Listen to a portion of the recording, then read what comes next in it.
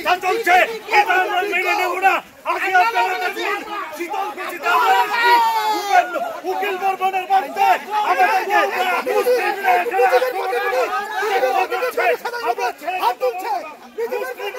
আমাদের উপরে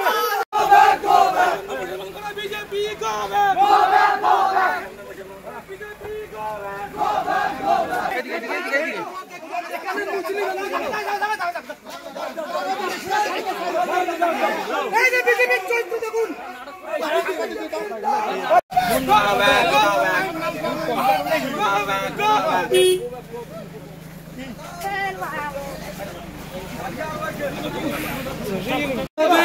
আমাদের যে উকিল বর্মন বাংলাদেশের লোক অপহরণ করেছিল, এতদিন বিজেপির কারো এখানে দেখা পাওয়া যায়নি।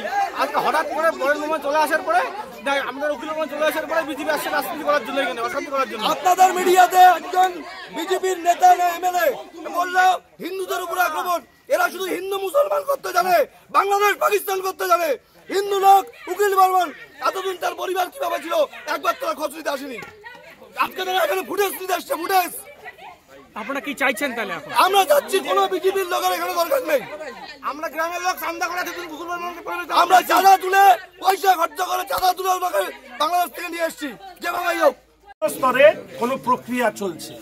আমি জানি না একজন বাড়ি ফিরে এসছে, আমাদের স্থানীয় বিধায়ক বরেন্দা এই পরিবারের সাথে যোগাযোগ রাখা, দেশের প্রধানমন্ত্রী দেশের প্রতিরক্ষা মন্ত্রীর সাথে যোগাযোগ করা মাননীয় বিরোধী দলনেতার পক্ষ থেকে এবং অন্যান্য যে কোনো জায়গার থেকে, এখানে তো কোনো বিরোধ ছিল না।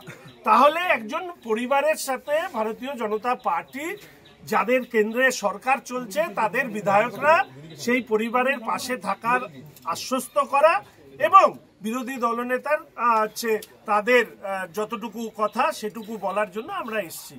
কিন্তু এখানে এসে আমি অবাক হলাম যে রাস্তা আটকে দেওয়া হচ্ছে এবং যে ধরনের ভাষা প্রয়োগ করা হচ্ছে, এ তো বোঝাই যাচ্ছে যে রাজনৈতিকভাবে উকিল বর্মনের সাথে যাতে আমরা না দেখা করতে পারি তার জন্য তৃণমূল কংগ্রেস স্থানীয় নেতৃত্ব বা জেলা নেতৃত্ব এই জিনিস করেছে। এটা খুব দুর্ভাগ্যের যে আজকের দিনে দাঁড়িয়ে, আজকে আমি এটা বলতে চাইনি তবু আমাকে বলতে হচ্ছে, এক সময় এই বিএসএফ এর বিরুদ্ধে যে ধরনের ভাষা প্রয়োগ করা হয়েছে বিধানসভার ভেতরে এবং বাইরে প্রস্তাব আনা হয়েছে, আজকে বিএসএফ এর একটা ভালো কাজ, সেই কাজের ভাগিদার হতে গিয়ে তার অংশীদার হতে গিয়ে আর কারো সাথে কথা বলতে দেওয়া যাবে না।